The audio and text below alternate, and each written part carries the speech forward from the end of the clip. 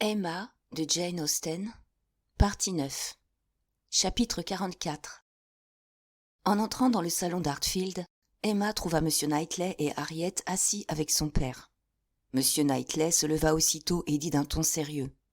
« Je n'ai pas voulu partir sans vous voir, mais je n'ai pas le temps de prolonger ma visite. Je vais à Londres passer quelques jours avec John et Isabelle. Avez-vous une communication dont je puisse me charger ou un message à transmettre ?»« Non, merci. Mais voici un projet bien soudain. J'y pensais depuis quelque temps déjà. » Emma observait M. Knightley et, d'après son attitude, elle jugeait qu'il n'avait pas pardonné. Il restait debout, prêt à partir. « Eh bien, Emma, intervint M. Woodhouse, comment avez-vous trouvé mon excellente amie et sa fille ? Je suis sûr qu'elles ont été très touchées de votre visite. Je crois vous l'avoir dit, M. Knightley, ma chère Emma arrive de chez Madame Bates. Elle est toujours si attentionnée. » Emma rougit à cet éloge immérité et, en même temps, elle se tourna vers M. Knightley en souriant. L'effet fut instantané. Il lut dans le regard de la jeune fille les sentiments de contrition et les bonnes intentions qui l'animaient. Emma fut heureuse d'être si bien comprise, et plus encore de la marque d'amitié qui suivit. Il prit la main de la jeune fille, la serra et fut sur le point de la porter à ses lèvres. Il s'arrêta pourtant et la laissa retomber. Elle ne put s'expliquer pourquoi il avait eu ce scrupule, pourquoi il avait changé d'idée. L'intention, toutefois, était indubitable. Emma apprécia d'autant plus cette pensée que les manières de M. Knightley n'étaient d'ordinaire empreintes d'aucune galanterie. Un instant après, il prit congé. Il agissait toujours avec la vivacité d'un homme qui ne peut souffrir l'indécision, mais il parut, ce jour-là, apporter à son adieu une soudaineté particulière.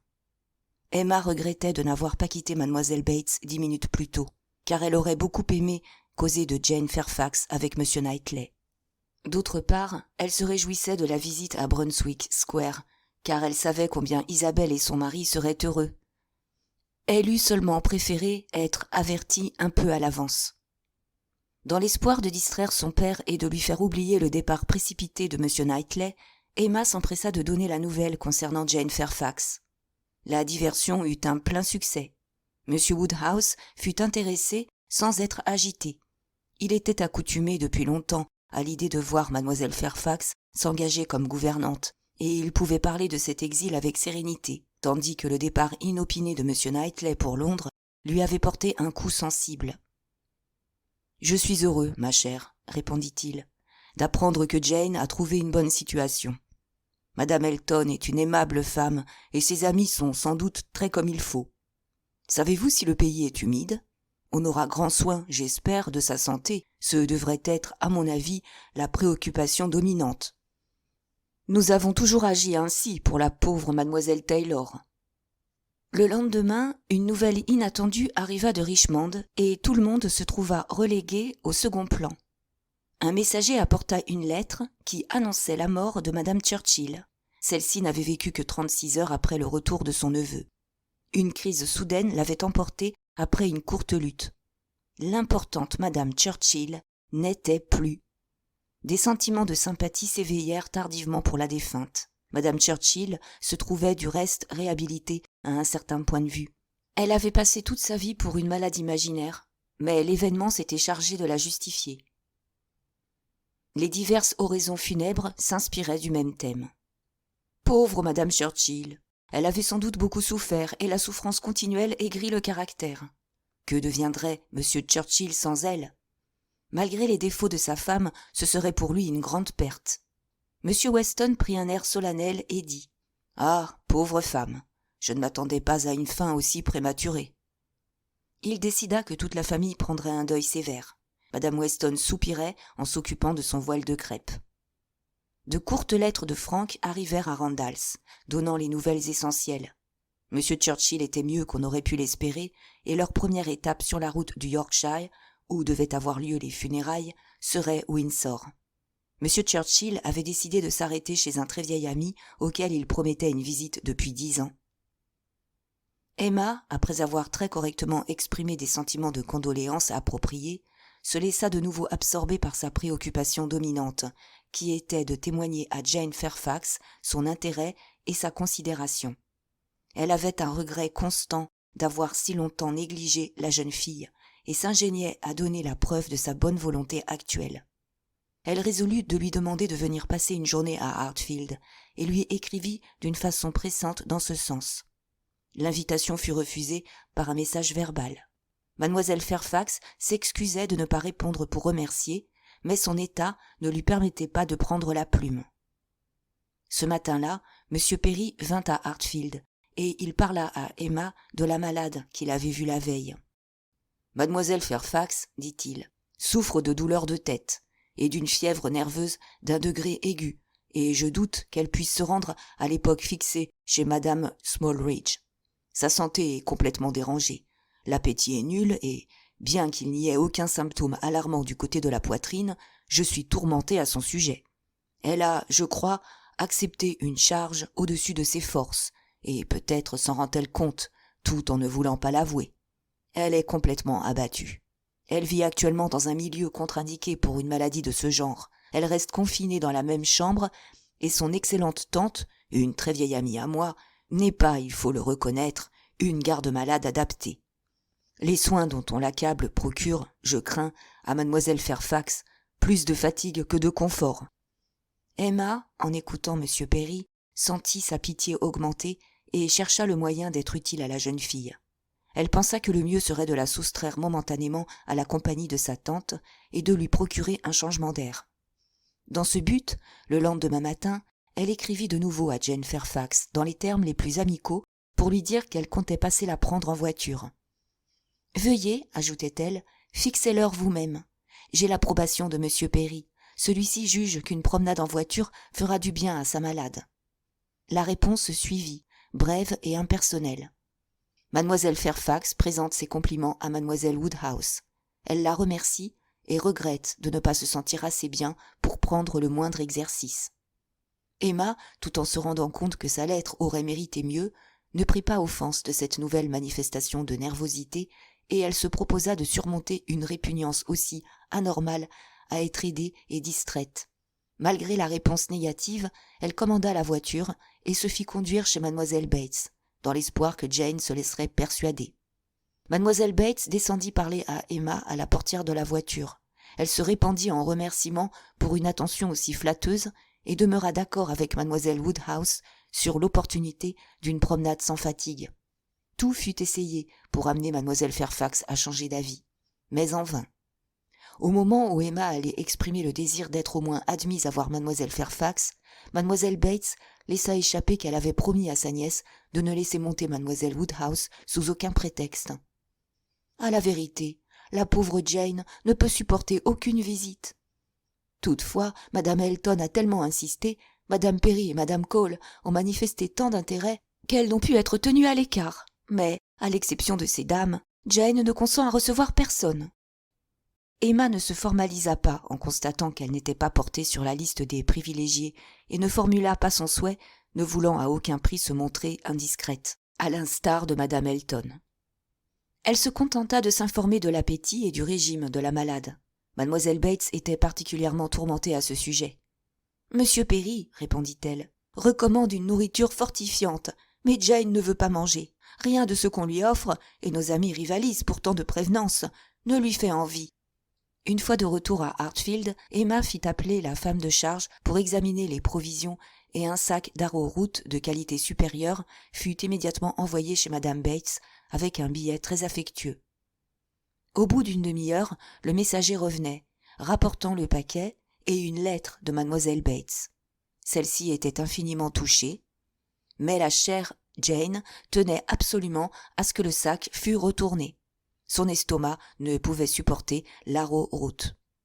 Par la suite, Emma apprit que Jane Fairfax avait été aperçue se promenant dans les champs le jour même où elle avait si péremptoirement refusé de sortir en voiture avec elle, sous prétexte de faiblesse.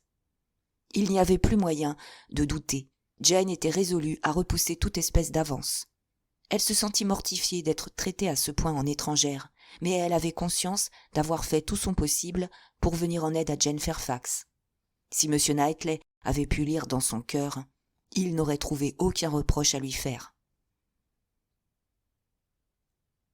Chapitre 45. Un matin, une dizaine de jours après la mort de madame Churchill, on vint avertir Emma que M. Weston l'attendait au salon. Celui-ci se porta à la rencontre de la jeune fille et après lui avoir demandé, sur son ton habituel, comment elle allait, baissa immédiatement la voix pour lui dire de façon à ne pas être entendue de M. Woodhouse. « Pouvez-vous venir à Randalls, aujourd'hui ? Madame Weston désire beaucoup vous voir. »« Est-elle malade ? » ?»« Non, non, pas du tout, seulement un peu agitée. Elle serait venue vous trouver en personne, mais elle a besoin de vous voir seule. »« J'irai à l'instant, si vous le désirez.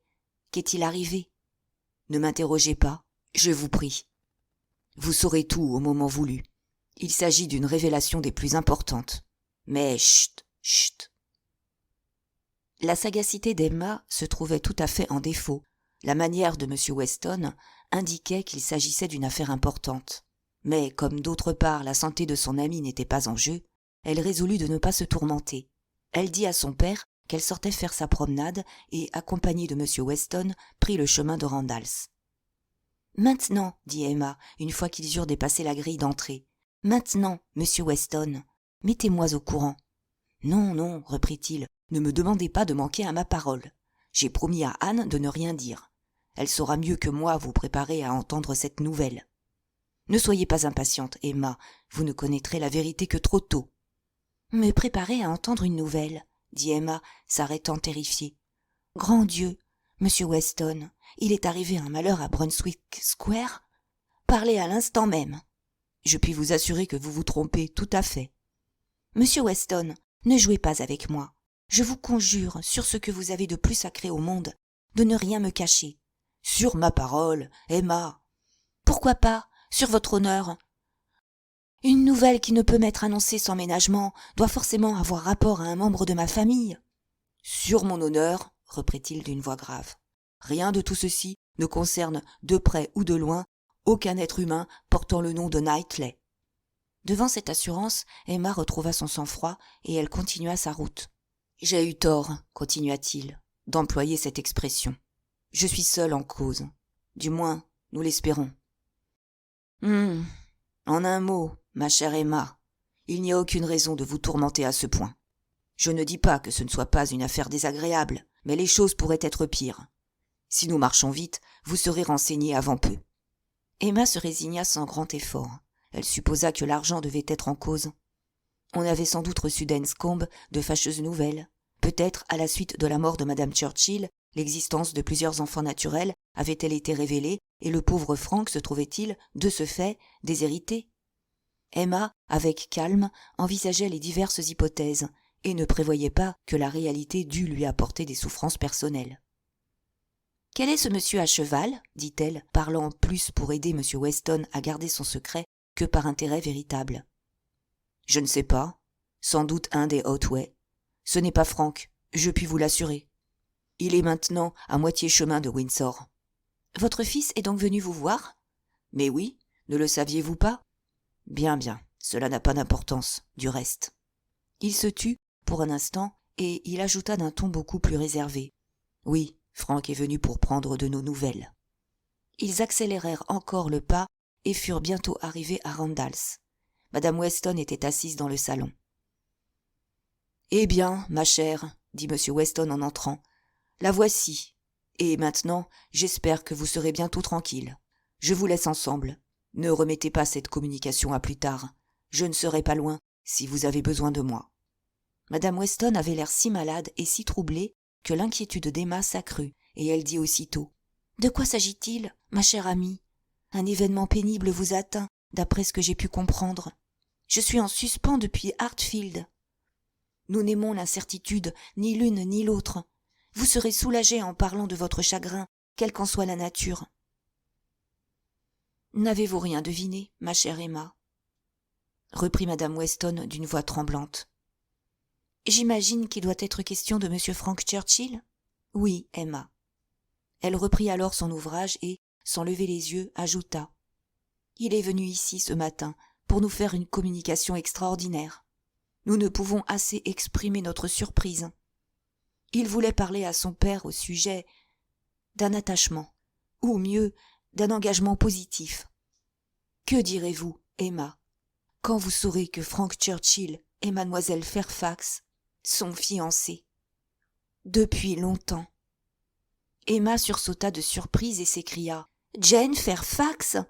Vous ne parlez pas sérieusement ?» « Vous avez lieu d'être étonnée, » reprit madame Weston, « mais c'est ainsi. Pendant leur séjour à Weymouth, ils ont échangé leurs paroles en secret. Personne au monde n'en savait rien, ni les Campbell, ni la famille de mademoiselle Fairfax. Tout en étant parfaitement sûre du fait, je ne puis encore y croire moi-même. Je m'imaginais le connaître. » Emma écoutait à peine. Elle pensait aux conversations qu'elle avait eues avec Frank Churchill à propos de mademoiselle Fairfax. « Eh bien, dit-elle enfin, faisant un effort pour se ressaisir, voici un événement auquel il me faudra réfléchir au moins une demi-journée avant de pouvoir y comprendre quelque chose. »« Quoi ? Ils étaient fiancés avant de venir à Highbury ? » ?»« Depuis le mois d'octobre. C'est précisément cette circonstance qui nous a blessés, son père et moi. Nous ne pouvons pas excuser une partie de sa conduite. » Emma réfléchit un moment et répondit. « Je ne feindrai pas l'innocence, et afin de vous procurer tout le soulagement en mon pouvoir, je veux vous donner, sans délai, l'assurance que les attentions du jeune homme n'ont pas eu les conséquences que vous semblez craindre. » Madame Weston leva les yeux, craignant une méprise, mais l'apparence d'Emma s'accordait avec ses paroles. « J'ajouterai, continua Emma, qu'à un moment donné, au début de nos relations, je me suis sentie disposée à avoir de l'inclination pour lui. Je ne saurais dire pourquoi mes sentiments se sont modifiés, mais par la suite, heureusement pour moi, il en fut ainsi. Voici un certain temps, 3 mois au moins, qu'il m'est parfaitement indifférent. Vous pouvez me croire, madame Weston, c'est l'exacte vérité. » Madame Weston embrassa Emma avec des larmes de joie et, quand elle retrouva la parole, elle dit « C'est pour moi un soulagement inexprimable que de vous entendre parler ainsi. Monsieur Weston ne sera pas moins heureux. Nous nourrissions depuis longtemps le secret espoir de voir naître un attachement entre vous, et nous étions persuadés que notre désir s'était réalisé. En conséquence, ma chère Emma, vous pouvez vous imaginer ce que nous avons souffert à votre sujet. J'ai échappé à ce péril, mais mon immunité ne peut lui servir d'excuse, et je dois dire que je le trouve gravement dans son tort. De quel droit est-il venu parmi nous, après avoir engagé sa foi en affectant les manières d'un homme parfaitement libre? Comment a-t-il pu se permettre de distinguer publiquement une jeune fille alors qu'il avait donné son cœur à une autre? Il se préoccupait peu des conséquences possibles. Pouvait-il être assuré que je ne m'éprendrais pas de lui? Il a eu tort, grandement tort. D'après ce qu'il nous a dit, ma chère Emma, j'imagine. Et comment mademoiselle Fairfax a-t-elle consenti à être la spectatrice d'une aussi inconvenante comédie? C'est là un degré de placidité que je ne puis ni comprendre ni respecter. Il y avait, paraît-il, un malentendu entre eux, Emma. Il n'a pas eu le temps de nous donner des explications détaillées, car il est resté à peine un quart d'heure. Et de plus, son état d'extrême agitation ne lui a pas permis de profiter des instants dont il pouvait disposer. La crise actuelle semble avoir été amenée par ces malentendus, qui provenaient sans doute de la légèreté de sa conduite. « Légèreté ? Oh, madame Weston, une pareille attitude mérite d'être qualifiée beaucoup plus sévèrement. Le voici tombé bien bas dans mon estime. Cette manière d'agir est tout l'opposé de cette intégrité, de cette stricte adhérence à la vérité, de ce dédain du mensonge et de la dissimulation qu'un homme se doit à lui-même de conserver dans toutes les circonstances de la vie. Ah, ma chère Emma, il faut maintenant que je prenne son parti. Il a eu grandement tort sur un point, mais je le connais assez pour me porter garante, malgré les apparences, de la noblesse de son caractère. Mais j'y pense, reprit Emma. Il y a madame Smallridge par-dessus le marché. Jane était sur le point de s'engager comme gouvernante. Qu'est-ce que cela signifie? Comment a-t-il toléré une négociation de ce genre? Il n'était au courant de rien, Emma. À ce point de vue, il n'a pas de reproche à se faire. C'est elle qui a pris cette résolution sans la lui faire connaître. Jusqu'à hier, il ignorait absolument les plans de mademoiselle Fairfax. Il en a eu la révélation soudaine, je ne sais trop comment, par quelque lettre ou message. C'est cette découverte qui l'amena à prendre la résolution de tout avouer à son oncle, de faire appel à l'affection de ce dernier et de mettre un terme aux cachotteries de tout genre. Je dois bientôt avoir de ses nouvelles. Attendons donc sa lettre. Elle peut atténuer sa responsabilité. Peut-être nous fera-t-elle comprendre et excuser des erreurs que nous ne pouvons nous expliquer aujourd'hui. Ayons patience. C'est mon devoir de lui prouver mon affection, et maintenant que je suis rassurée sur un point essentiel, je désire voir les choses tourner à son avantage. Ils ont dû souffrir tous les deux beaucoup avec ce système de dissimulation. Dans tous les cas, reprit Emma, les souffrances ne paraissent pas l'avoir beaucoup affecté. Eh bien, comment M. Churchill a-t-il pris la confidence? Aussi bien que possible. Il a donné son consentement sans difficulté. Quel incroyable changement ces derniers événements ont amené dans cette famille. Pendant la vie de la pauvre madame Churchill, personne n'aurait même songé à une pareille éventualité. Son influence ne lui aura pas survécu longtemps.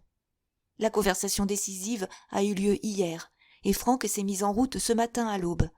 Il s'est arrêté, je pense, à Highbury, chez les Bates, et ensuite il est venu ici. Mais il avait hâte de retourner auprès de son oncle et, comme je vous l'ai dit, il n'a pu nous consacrer qu'un quart d'heure. Il était très agité, tout à fait différent de lui-même. En outre des raisons antérieures, il avait eu l'émotion de trouver mademoiselle Fairfax sérieusement malade. Il avait été d'autant plus affecté qu'il n'avait aucun soupçon de l'état de santé précaire de la jeune fille. Il paraissait véritablement avoir beaucoup souffert. Et croyez-vous vraiment que toute cette affaire ait été cachée à tous? Les Campbell, les Dixon, n'étaient-ils pas au courant? Emma ne put pas prononcer sans rougir le nom de Dixon. « En aucune façon, répondit madame Weston. Il m'a affirmé que personne au monde ne savait rien. »« Eh bien, dit Emma, je m'accoutumerai peu à peu, je suppose, à cette idée, et je leur souhaite d'être heureux. Je continue cependant à trouver que sa manière d'agir a été abominable. Il avait organisé un véritable guet-apens, arrivé ici avec des professions de foi les plus franches et en réalité se liguer pour nous espionner tous. Nous pensions vivre sur un pied de vérité et d'honneur avec deux personnes qui, à notre insu, échangeaient leurs impressions. Cette duplicité leur aura valu, sans doute, d'entendre parler l'un de l'autre sans ménagement. « Je suis bien tranquille de ce côté, » reprit madame Weston. « Je suis sûre de n'avoir rien dit que tous deux ne puissent entendre. »« Vous avez de la chance. Votre unique erreur n'a eu que moi pour confidente. Vous vous imaginiez qu'un de nos amis était amoureux de la jeune personne. C'est vrai, mais je n'avais, à ce propos, aucune critique à formuler. D'autre part, en ce qui concerne Frank, je ne suis pas inquiète de mes confidences. » À ce moment, M. Weston fit son apparition à peu de distance de la fenêtre, guettant évidemment l'instant de rentrer. Sa femme l'appela d'un signe et, pendant qu'il faisait le tour de la maison, elle ajouta « Maintenant, ma chère Emma, laissez-moi vous prier d'avoir l'air et de vous dire satisfaite, afin de le tranquilliser tout à fait et de le disposer à approuver ce mariage. Sans doute ce n'est pas une alliance brillante, mais, du moment que M. Churchill s'en contente, nous n'avons aucune raison de nous montrer plus exigeants. D'autre part, c'est une très heureuse circonstance pour Frank qu'il se soit épris d'une jeune fille d'un caractère si sérieux et d'un jugement si parfait. Telle est, du moins, l'opinion que j'avais toujours eue de mademoiselle Fairfax, et je suis disposée à lui conserver mon estime, malgré cet écart à la règle du devoir. En considération des difficultés de sa position sociale, je lui accorde des circonstances atténuantes. « Vous avez raison, » reprit Emma avec cœur. « Si une femme peut être excusable de ne penser qu'à elle-même, c'est bien dans une situation de ce genre. » M. Weston s'approcha à ce moment, et Emma l'accueillit d'un sourire en disant « C'est un joli tour que vous m'avez joué sur ma parole. Vous vouliez sans doute mettre ma curiosité à l'épreuve et exercer ma perspicacité. Mais vous m'avez vraiment effrayée. J'ai cru que vous aviez perdu au moins la moitié de votre fortune. Et voici que je découvre, au lieu d'un sujet de condoléances, matière à félicitations. Je vous fais mes compliments, monsieur Weston. Vous allez avoir pour bru une des plus ravissantes et des plus accomplies jeunes filles d'Angleterre. » Il jeta un regard à sa femme pour s'assurer que ce discours était sincère. Le résultat fut immédiat. Son maintien et sa voix retrouvèrent leur vivacité accoutumée. Il prit la main d'Emma et la serra avec reconnaissance. Ils causèrent encore un peu de temps et, en reconduisant Emma à Hartfield, M. Weston n'était pas loin d'envisager l'avenir de son fils sous le jour le plus favorable. Chapitre 46. Quand elle fut seule, Emma se prit à réfléchir aux diverses conséquences du nouvel état de choses. Elle n'aurait plus désormais à plaindre Jane, dont les maladies et les tourments, ayant la même origine, disparaîtraient sans doute en même temps. Les jours tristes pour mademoiselle Fairfax étaient passés. Celle-ci serait maintenant heureuse, bien portante et riche. Emma se rendait compte pourquoi ses avances avaient été systématiquement repoussées. Évidemment, c'était par jalousie. Aux yeux de Jane, elle avait été une rivale. Tout s'expliquait. Une promenade dans la voiture d'Hartfield eût été une torture. Et l'art aux routes, provenant des réserves d'Hartfield, ne pouvait être qu'un poison. Elle ne conservait donc pas rancune à la jeune fille qui méritait à tous égards. Elle se plaisait à le reconnaître, le bonheur et l'élévation qui allaient lui échoir. À ce moment, Emma entendit le pas et la voix d'Harriet. Elle se composa une contenance, ne voulant rien laisser paraître des sentiments qui l'agitaient. M. Weston, en effet, lui avait recommandé la discrétion. « Eh bien, mademoiselle Woodhouse, dit Harriet en pénétrant vivement dans la pièce, n'est-ce pas la plus extraordinaire nouvelle qu'on puisse imaginer ?»« De quelle nouvelle voulez-vous parler ?» reprit Emma. « Je fais allusion au mariage de Jane Fairfax.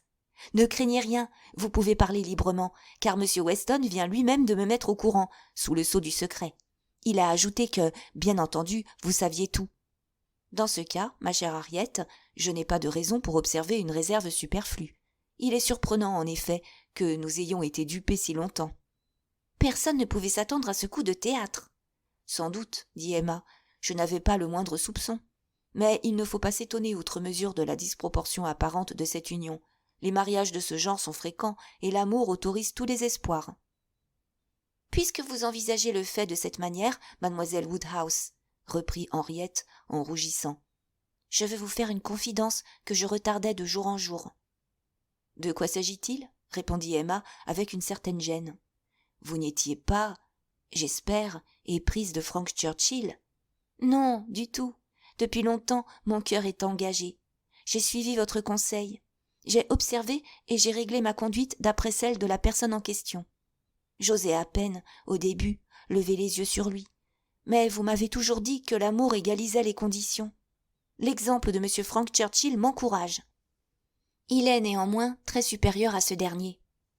Vous, mademoiselle Woodhouse, qui l'avez toujours connu, vous serez à même de juger si... » Emma avait écouté son amie avec calme d'abord, puis soudain elle avait eu la révélation de la vérité. « Harriet, » dit Emma d'une voix tremblante, « entendons-nous bien, dès maintenant. Parlez-vous de M. Knightley ?»« Oui.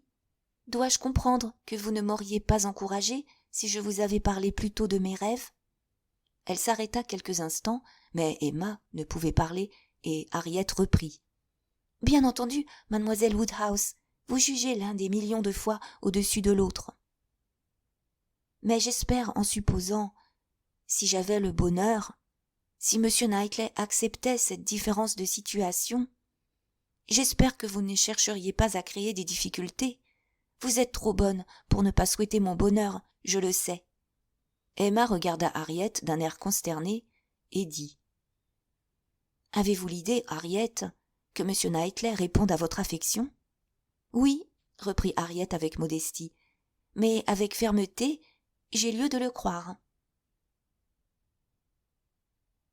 Emma détourna la tête aussitôt, et elle demeura immobile, muette, le regard fixe.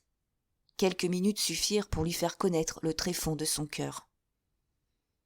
La raison de sa souffrance aiguë, qu'elle ressentait à la pensée qu'Harriet fût éprise de M. Knightley et peut-être payée de retour, lui fut soudain révélée.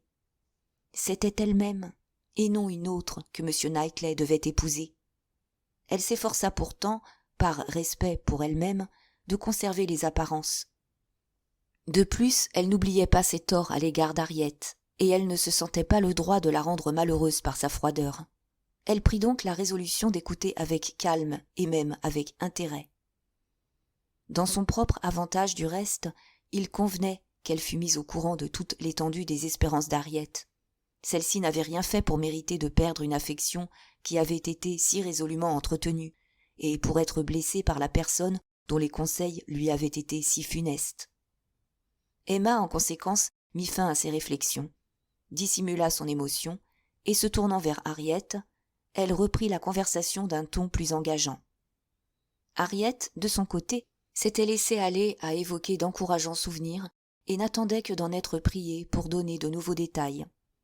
Emma écoutait avec patience le récit d'Harriet. Il ne fallait pas s'attendre à ce qu'il fût parfaitement ordonné et méthodique, mais une fois séparé des ornements superflus, des répétitions, il restait une réalité suffisante pour la désespérer. « Depuis le soir où il a dansé avec moi, dit-elle, je me suis aperçue d'un changement complet dans la manière de M. Knightley. Il m'adressait souvent la parole et ne manquait aucune occasion de se montrer empressé. Dernièrement, ses attentions sont devenues encore plus marquées, et pendant les diverses promenades, il s'est à plusieurs reprises approché de moi, et toute son attitude indiquait clairement qu'il se mettait en frais. » Emma, de son côté, était forcée de reconnaître avoir remarqué aussi cette métamorphose. Harriet répéta certaines expressions approbatives. Il l'avait loué d'être simple, d'avoir des sentiments honnêtes et généreux. Naturellement, beaucoup de petits faits, un regard, une attention, une marque de préférence, dont Harriet gardait un souvenir fidèle, étaient passés inaperçus aux yeux d'Emma. Pourtant, 2 des dernières circonstances sur lesquelles Harriet fondait le plus d'espoir avaient eu Emma pour témoin. La première était la promenade qu'il avait faite en tête-à-tête avec elle dans l'allée de tilleuls de Donwell. « Après m'avoir amenée à me séparer du reste des promeneurs, expliqua Harriet, il s'est mis à me parler sur un ton de particulière intimité, et je ne puis évoquer ce souvenir sans émotion. Il parut vouloir s'informer si mes affections étaient engagées, mais vous vous êtes approché à ce moment, et il a immédiatement changé de conversation pour parler agriculture. » Le second fait significatif consistait à être demeuré près d'une demi-heure avec elle en attendant le retour d'Emma lors de sa dernière visite à Hartfield. Il avait pris la précaution d'avertir, en entrant, qu'il ne pouvait pas rester plus de 5 minutes. Bien plus, au cours de notre conversation, il m'a avoué s'éloigner à regret de chez lui pour aller à Londres, où ses affaires l'appelaient. Emma n'avait reçu aucune confidence de ce genre, et la confiance témoignée à Harriet lui fut particulièrement pénible. Au bout de quelques instants de réflexion, Emma trouva une interprétation plausible de l'allusion particulièrement grave faite aux sentiments d'Harriet, et elle demanda « Ne serait-il pas possible, qu'en vous interrogeant sur l'état de votre cœur, il ait eu l'intérêt de M. Martin en vue ?» Mais Harriet rejeta cette idée avec dédain. « M. Martin ? Non, vraiment, il n'a été question en aucune façon de M. Martin. J'ai maintenant un goût plus raffiné, et je ne mérite pas ce soupçon. » Puis Harriet fit appel à sa chère mademoiselle Woodhouse et lui demanda si elle ne jugeait pas qu'elle avait de bonnes raisons d'espérer. « Au début, continua-t-elle, je n'aurais pas eu la présomption de penser qu'un pareil bonheur fût possible, mais maintenant je ne me sens pas indigne de lui. » Emma fut obligée de faire un effort considérable pour garder son sang-froid, et elle répondit « Je puis vous dire une chose, Harriet. M. Knightley est la dernière personne sur la terre qui laisserait volontairement supposer à une femme qu'il a pour elle de l'affection, si tel n'était pas le cas. » Harriet se sentit pleine de vénération pour son amie, en entendant un commentaire si encourageant, et Emma n'échappa aux manifestations de tendresse et de reconnaissance que grâce à l'arrivée de M. Woodhouse. Ce dernier rentrait et s'était arrêté un instant dans l'antichambre. Harriet était très agitée. Craignant de ne pouvoir retrouver son aisance habituelle et d'inquiéter M. Woodhouse, elle prit le parti de s'en aller et sortit par une autre porte. Emma ne la retint pas et, restée seule, ne put s'empêcher de s'écrier « Quelle fatalité de l'avoir rencontré !» Le reste de la journée et la nuit suivante, Emma s'abandonna à ses réflexions. Tout ce qu'elle venait d'apprendre provoquait une grande confusion dans son esprit. Chaque moment avait amené une nouvelle surprise, et chaque surprise était une nouvelle humiliation. Elle s'asseyait, marchait, montait dans sa chambre, se promenait dans le parc, et ne trouvait de repos nulle part. Elle s'efforçait de voir clair dans son propre cœur. Depuis combien de temps M. Knightley lui était-il si cher ? À quelle époque son influence avait-elle commencé ? Était-ce au moment où Frank Churchill avait cessé de l'intéresser ? En se rappelant le passé, il lui apparut qu'elle n'avait jamais cessé de considérer M. Knightley comme de beaucoup supérieur. Son engouement pour Frank Churchill avait été évidemment superficiel. Telle fut la conclusion de cette première série de réflexions. Seule son affection pour M. Knightley surnageait. Tout le reste lui faisait horreur. Elle eut honte d'elle-même en examinant sa conduite. Avec une insupportable vanité, elle s'était imaginé pénétrer le secret des sentiments de chacun, et avait eu la prétention de diriger les destinées à son gré. Elle s'était trompée de toute façon. Elle avait causé le malheur d'Harriet, son propre malheur, et, elle commençait à le craindre, celui de M. Knightley. De ce côté pourtant, elle conservait de l'espoir. L'affection de M. Knightley pouvait très bien n'exister que dans l'imagination d'Harriet. M. Knightley et Harriet Smith. En comparaison, l'attachement de Frank Churchill et de Jane Fairfax paraissait tout naturel. Elle prévoyait l'indignation de M. John Knightley et le blâme général que ce mariage rencontrerait. Tout en n'y croyant pas, elle était forcée de reconnaître que cette hypothèse n'était pas absolument sans fondement. La chance et les circonstances n'avaient-ils pas toujours été parmi les facteurs du destin ?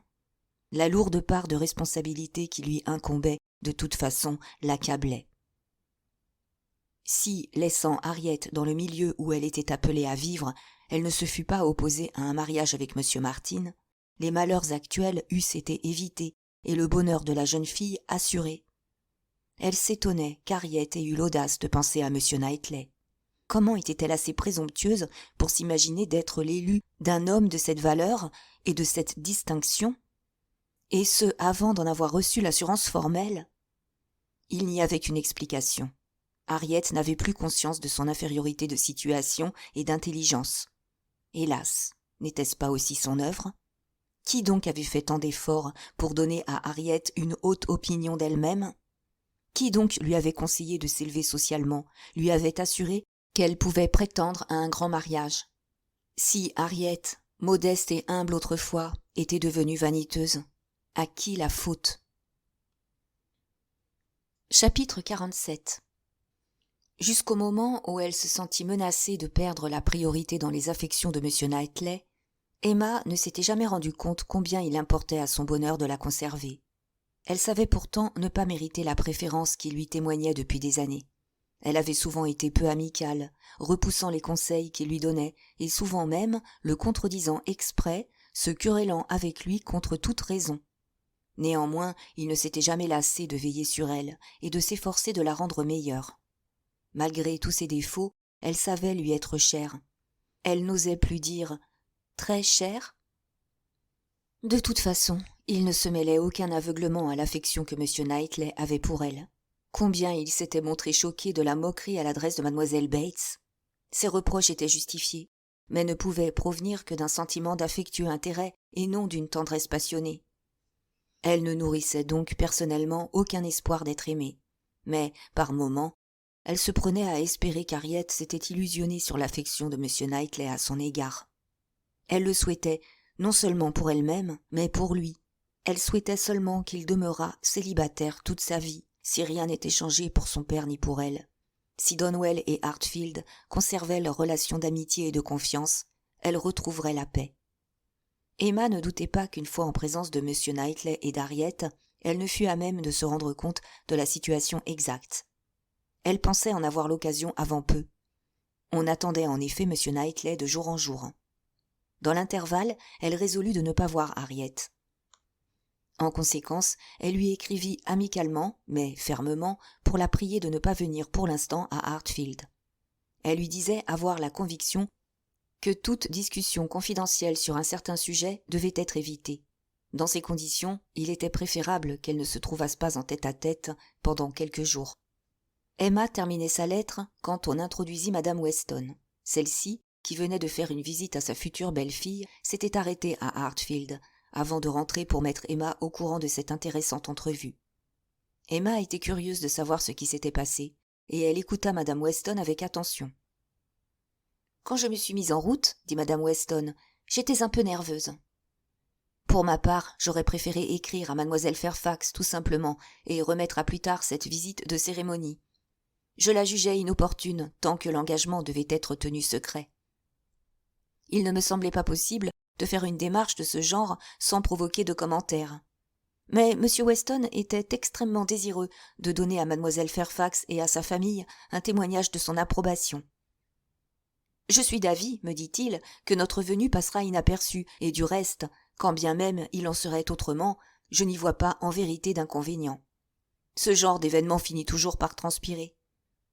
Emma sourit en pensant aux excellentes raisons qu'avait M. Weston de parler ainsi. Finalement, reprit Madame Weston, nous sommes partis. Nous avons trouvé tout le monde à la maison.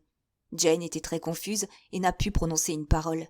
La paisible satisfaction de la vieille dame et surtout l'enthousiasme délirant de Mademoiselle Bates ont apporté une diversion opportune. Après un échange de félicitations réciproques, j'ai pris prétexte de la récente maladie de Mademoiselle Fairfax pour l'inviter à venir faire un tour en voiture. Tout d'abord, elle a refusé, mais sur mes instances, elle s'est laissée convaincre. Naturellement, elle commença par s'excuser d'avoir gardé le silence pendant notre visite, et elle m'exprima toute sa reconnaissance dans les meilleurs termes. J'ai pu l'amener ensuite, en l'encourageant affectueusement, à me parler des différentes circonstances de ses fiançailles. Je suis convaincue qu'une conversation de ce genre a dû être un grand soulagement pour Jane, qui depuis si longtemps avait été forcée de se replier sur elle-même. Elle m'a dit combien elle a souffert pendant cette longue dissimulation. Elle montre beaucoup d'énergie. Je me rappelle ses propres paroles. Sans prétendre n'avoir pas éprouvé depuis mes fiançailles quelques moments de bonheur, à partir de ce jour, je puis affirmer que je n'ai jamais connu une heure de paix. Ses lèvres tremblaient, Emma, en parlant, et son émotion m'a été au cœur. Pauvre fille, dit Emma. Elle reconnaît donc avoir eu tort de consentir à engager secrètement sa foi. Tort. Personne, je crois, ne peut la blâmer plus sévèrement qu'elle n'est disposée à se blâmer elle-même. Mon erreur a eu pour résultat, a-t-elle ajouté, de me condamner à de perpétuels tourments, et c'est justice. Mais d'avoir été punie ne diminue pas ma faute. La souffrance n'est pas une expiation.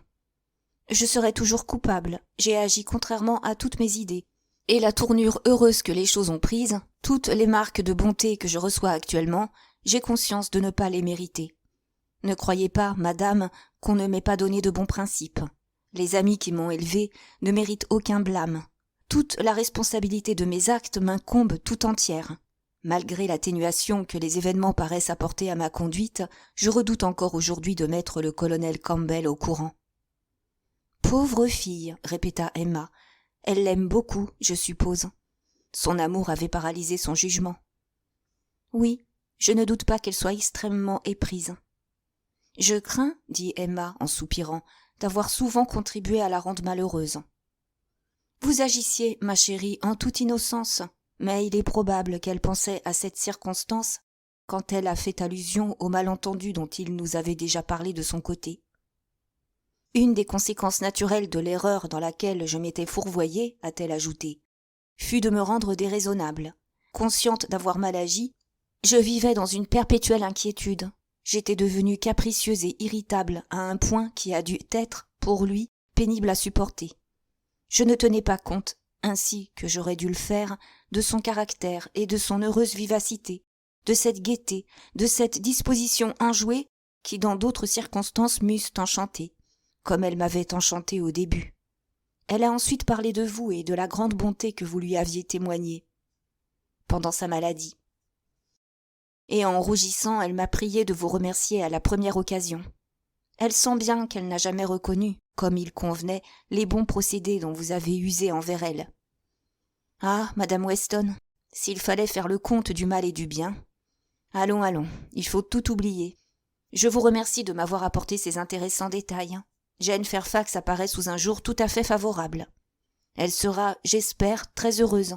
La fortune est, fort à propos, du côté du jeune homme, car je crois que le mérite sera du côté de la jeune fille.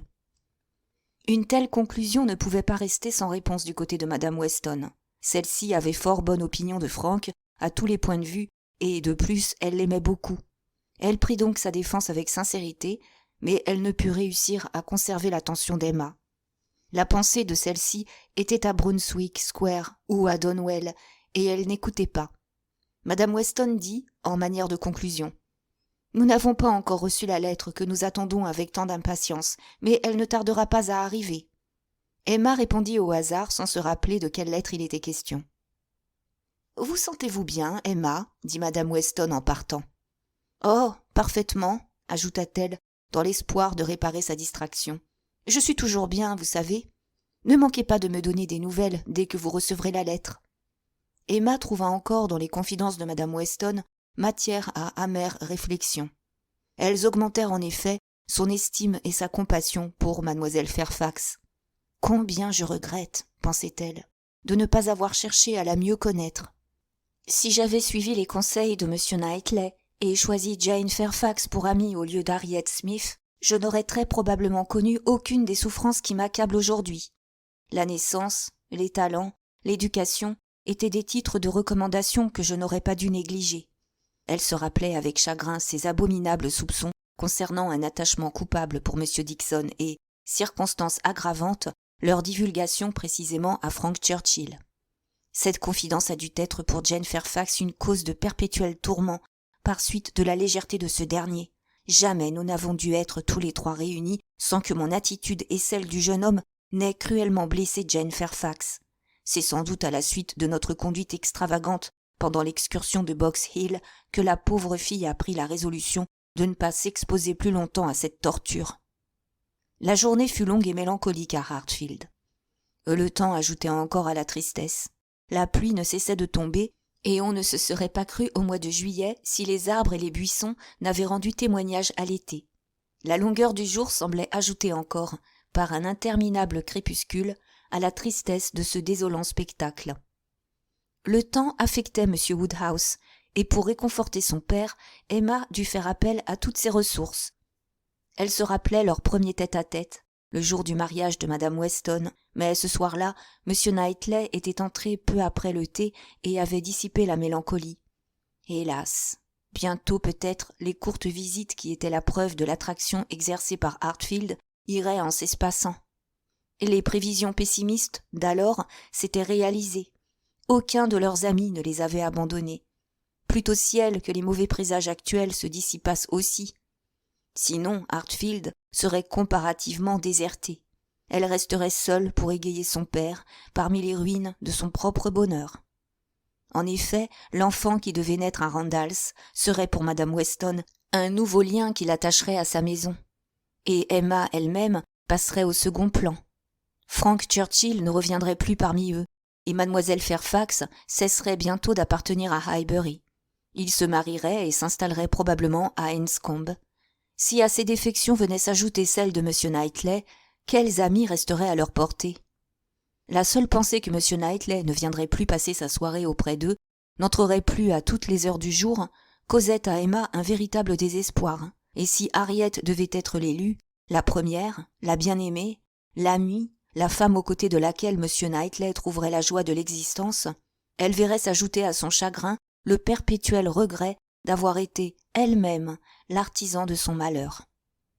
Arrivée à ce point de ses réflexions, Emma ne pouvait s'empêcher de sursauter ou de soupirer, ou même de se lever pour marcher de long en large. Sa seule consolation était dans la pensée des efforts qu'elle était résolue à faire. Elle espérait, quelle que fût la monotonie des années à venir, avoir au moins la satisfaction de se sentir plus raisonnable et plus consciente. Chapitre 48. Le temps continua à être mauvais jusqu'au lendemain matin. Mais dans l'après-midi, le soleil s'éclaircit. M. Perry arriva après déjeuner, disposé à tenir compagnie à M. Woodhouse pendant 1 heure, et Emma en profita pour sortir aussitôt. Elle espérait trouver quelque soulagement en contemplant l'aspect triomphal de la nature après l'orage. La végétation exhalait une senteur pénétrante et tout semblait revêtir une grâce nouvelle. En arrivant à l'extrémité du jardin, elle aperçut M. Knightley qui venait à sa rencontre. Emma fut d'autant plus surprise qu'elle le croyait encore à Londres, et elle eut à peine le temps de se composer un visage. Ils se saluèrent avec un peu d'embarras. Elle s'informa de leurs parents communs. « Tout le monde va bien. »« Quand les avez-vous quittés ?»« Ce matin même. »« Vous avez dû être mouillé en chemin ?»« Oui. » Il manifesta l'intention de l'accompagner dans sa promenade. Emma remarqua de suite l'air préoccupé de son compagnon. Elle eut l'idée qu'il avait parlé à son frère de ses projets. Il était sans doute affecté de n'avoir pas rencontré l'approbation de celui-ci. Ils marchèrent ensemble silencieusement. Il jetait de temps en temps un regard du côté de la jeune fille, dont il cherchait à observer le visage. Emma trouva dans ce manège une nouvelle raison d'inquiétude. Il avait peut-être l'intention de lui parler de son attachement pour Harriet, et il attendait un mot d'encouragement. Elle ne se sentit pas la force de provoquer une confidence de ce genre. Néanmoins, ne pouvant supporter un silence qui était si peu dans les habitudes de M. Knightley, après un instant d'hésitation, elle dit « Vous allez trouver des nouvelles qui vous surprendront. »« Vraiment ?» reprit-il tranquillement en la dévisageant. « Et de quelle nature ?»« Des nouvelles couleurs de rose. Il s'agit d'un mariage. » Il reprit, après s'être assuré qu'elle ne spécifiait pas. « S'il s'agit de Mademoiselle Fairfax et de Frank Churchill, je suis au courant. »« Comment est-ce possible ?» dit Emma en se tournant vivement vers lui, les joues empourprées. Elle venait de penser, serait-il passé chez Madame Goddard avant de venir ? J'ai reçu ce matin une lettre de M. Weston, concernant les affaires de la paroisse, et à la fin, il me donnait un bref récit de ce qui s'était passé. Emma respira et put ajouter avec un peu plus de calme. « Vous avez probablement été moins surpris qu'aucun de nous, car vous aviez des soupçons. Je me rappelle que vous avez, une fois, essayé de me mettre sur mes gardes. Je regrette de ne vous avoir pas écouté, mais, ajouta-t-elle avec un soupir, j'étais sans doute condamnée à être aveugle jusqu'au bout. » Ils restèrent silencieux l'un et l'autre pendant quelques instants, et elle ne se rendit pas compte d'avoir éveillé chez lui un intérêt particulier quand, soudain, elle sentit le bras de M. Knightley passer sous le sien. En même temps, ce dernier dit à voix basse, d'un ton de profonde sympathie. « Le temps, ma chère Emma, cicatrisera cette blessure. Votre propre bon sens, les efforts que vous ferez par égard pour votre père vous soutiendront, je le sais. Les sentiments de l'amitié la plus chaude. Vous ne doutez pas de mon indignation, cet abominable coquin. » Et élevant la voix, il ajouta, « Il sera bientôt parti. Ils iront en Yorkshire. Je suis fâché pour Jane, elle méritait un meilleur sort. » Emma comprit, et dès qu'elle fut revenue de l'émotion agréable, provoquée par une si tendre commisération, elle reprit. « Vous êtes bien bon, mais vous vous trompez, et il faut que je remette les choses au point. Je n'ai pas besoin de ce genre de compassion. Mon aveuglement m'a conduite à agir à leur égard d'une façon dont je serais toujours honteuse, mais je n'ai aucune raison de regretter de n'avoir pas été mise plus tôt dans le secret. »« Emma, dit-il avec émotion, est-ce possible ?» Puis se ravisant, « Non, non, je vous comprends, pardonnez-moi. Néanmoins, je suis heureux que vous puissiez parler de cette façon. Il ne mérite pas d'être regretté, et avant longtemps, j'espère, vous éprouverez véritablement les sentiments que vous exprimez aujourd'hui par raison. Je n'ai jamais pu, je l'avoue, m'assurer d'après vos manières du degré d'attachement que vous ressentiez. »« Monsieur Knightley, reprit Emma en s'efforçant de sourire, je me trouve dans une position embarrassante. Je ne puis vous laisser dans votre erreur, et pourtant, puisque mes manières ont prêté à cette interprétation, j'éprouve autant de honte en confessant que je n'ai jamais été attachée à la personne en question qu'une femme en ressent généralement à faire l'aveu contraire. Mais c'est la vérité. » Il l'écouta avec attention et ne répondit rien. Emma jugea que de plus amples explications étaient sans doute nécessaires, et bien qu'il fût pénible de se montrer sous un jour si défavorable, elle continua. « Je n'ai pas grand-chose à dire pour ma défense. J'ai agréé ces hommages, sans l'encourager formellement. C'est une vieille histoire, un cas très ordinaire dans lequel se sont trouvées des centaines de femmes. Mais moi, qui ai toujours eu des prétentions à la sagacité, je suis particulièrement coupable. Diverses circonstances favorisèrent la tentation. Il venait continuellement à la maison. C'était le fils de M. Weston. Il ne me déplaisait pas. Pour tout dire, ma vanité était flattée et j'ai permis qu'il me fît la cour. Depuis longtemps, du reste, je n'attachais aucune importance à ses attentions. Je les considérais comme une habitude et je ne les prenais pas au sérieux. Il s'était imposé à moi, mais il n'a jamais touché mon cœur. Et maintenant je m'explique sa conduite. Il n'a jamais cherché à se faire aimer. Il se servait simplement de moi pour cacher ses desseins véritables. Son but était de tromper tout le monde, et personne à coup sûr ne s'est laissé prendre à son manège avec plus de naïveté que moi. Mais si j'ai joué avec le feu, j'ai eu la bonne fortune de ne pas me brûler. » Il garda le silence quelques instants, parut réfléchir et répondit enfin de son ton habituel. « Je n'ai jamais eu haute opinion de Frank Churchill, mais il est possible que je l'ai mal jugé. Nos relations ont été très superficielles. Dans tous les cas, il se peut qu'il s'amende. Avec une telle femme, on est en droit de tout espérer. À cause d'elle, dont le bonheur dépend de la conduite et de la valeur morale du jeune homme, je suis disposée à lui faire crédit pour l'avenir. « Je ne doute pas qu'ils soient heureux, » dit Emma. « Je crois qu'ils sont sincèrement attachés l'un à l'autre. »« C'est un homme chanceux, » reprit-il avec énergie. « Si tôt dans la vie, à 23 ans, à un âge où si l'on choisit une femme on choisit généralement mal, il est aimé de cette charmante créature. Que d'années de félicité, d'après les prévisions normales, Frank Churchill a devant lui. La fortune a singulièrement favorisé ce jeune homme. Il fait connaissance d'une jeune fille à Weymouth, gagne son affection, la conserve malgré sa légèreté et sa négligence. Et il se trouve que si sa famille avait cherché une femme parfaite de par le monde, elle n'aurait pu trouver mieux. Sa tante le gênait, elle meurt.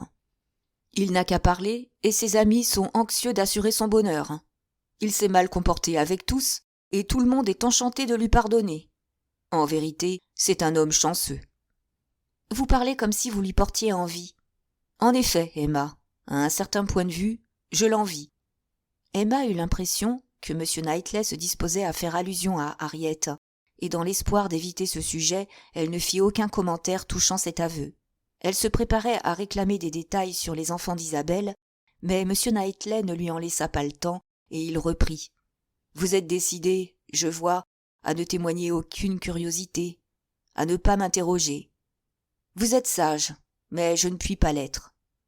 Je vais vous avouer, Emma, ce que vous ne voulez pas me demander, et peut-être dans un instant regretterai-je d'avoir parlé. »« Oh, dans ce cas, ne dites rien, » répondit-elle vivement. « Prenez votre temps pour réfléchir.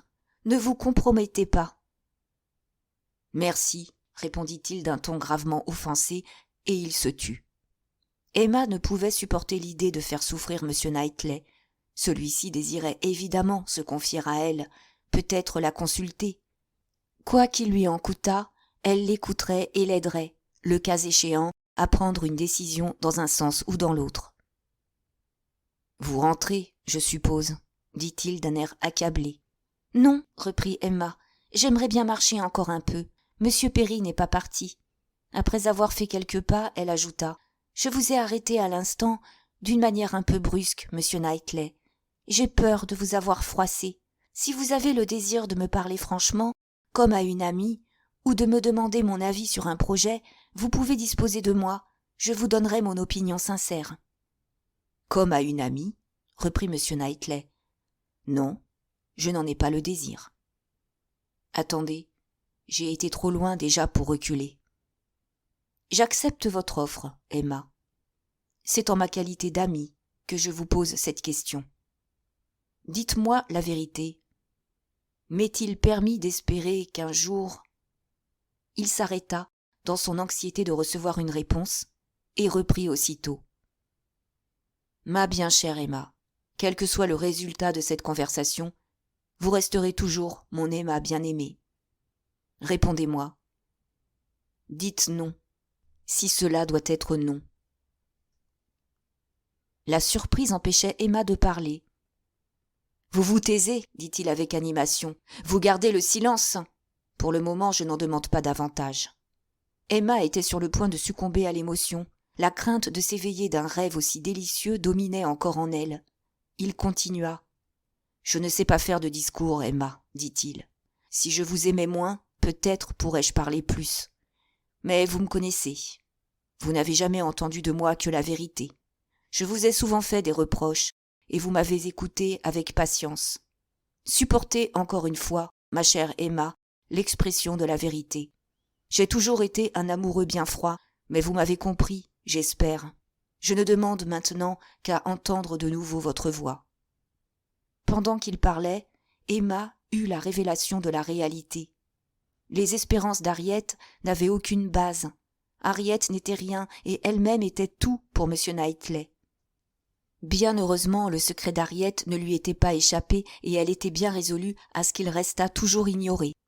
C'était le seul service qu'elle pût rendre désormais à sa pauvre amie. Emma avait maintenant retrouvé son sang-froid. Elle leva les yeux vers son compagnon et parla enfin à son tour. Que dit-elle ? Bien entendu, exactement ce qu'il fallait dire. Dans ces circonstances, une femme trouve toujours la réponse appropriée. Elle lui laissa entendre qu'il n'y avait aucune raison de désespérer, bien au contraire. Emma se rendait bien compte que son injonction formelle de garder le silence avait dû enlever tout espoir à son interlocuteur. D'autre part, un aussi brusque changement de ton n'était pas naturel, mais M. Knightley eut la bonne grâce de ne demander aucune explication. Le malentendu qui avait présidé à leur conversation était du reste tout superficiel. Les paroles étaient susceptibles d'une double interprétation, mais les sentiments conservaient toute leur sincérité. M. Knightley ne pouvait pas prêter à Emma une plus tendre affection ni des dispositions meilleures à son égard. En vérité, il avait toujours été ignorant de sa propre influence. Il était venu pour voir comment elle supportait la nouvelle des fiançailles de M. Frank Churchill, sans aucun but égoïste. Il désirait seulement, si elle lui en donnait l'occasion, lui dire quelques paroles de consolation et de réconfort. L'aveu de ses véritables sentiments avait été spontané et provoqué par l'attitude d'Emma. Dès le début de leur entretien, la ferme assurance qu'elle lui avait donnée de sa complète indifférence à l'égard de Frank Churchill lui avait fait espérer de pouvoir un jour se faire aimer lui-même, mais il ne songeait qu'à l'avenir. La réalité lui causa une surprise délicieuse. Il avait déjà gagné l'affection qu'il aspirait à conquérir. Dans l'espace d'une demi-heure, ils étaient passés l'un et l'autre du désespoir à un état de parfaite béatitude. M. Knightley avait commencé à être amoureux d'Emma et jaloux de Frank Churchill à peu près à la même époque, le second sentiment l'ayant sans doute éclairé sur le premier. À la suite de l'excursion de Box Hill, il résolut de partir afin de ne plus être témoin d'attention et d'encouragement de ce genre. Il voulait essayer de devenir indifférent, mais il avait mal choisi le lieu de sa retraite. Le bonheur domestique s'épanouissait dans la maison de son frère. La femme y tenait un trop beau rôle et la cure s'était révélée peu efficace. Cependant, ce fut seulement quand il connut le roman de Jane Fairfax qu'il se décida à revenir. Il se réjouit sans arrière-pensée, car il jugeait Frank Churchill indigne d'Emma. Son anxiété et sa sollicitude pour celle-ci lui avaient conseillé un départ immédiat. Il se mit en route à cheval, par la pluie et, dès le déjeuner, se rendit à Hartfield. Il avait trouvé Emma agitée et déprimée. Frank Churchill était un misérable. Il l'entendit ensuite déclarer n'avoir jamais aimé ce jeune homme. Son humeur était aussitôt adoucie, et une paternelle indulgence pour les erreurs de Frank Churchill remplaça son intransigeance antérieure. Lorsqu'il reprit le chemin de la maison, M. Knightley, tout en marchant, tenait Emma par la main, et il savait qu'elle était sienne. Il aurait, à cet instant, si sa pensée avait pu s'arrêter sur Frank Churchill, porté sur lui un jugement bienveillant.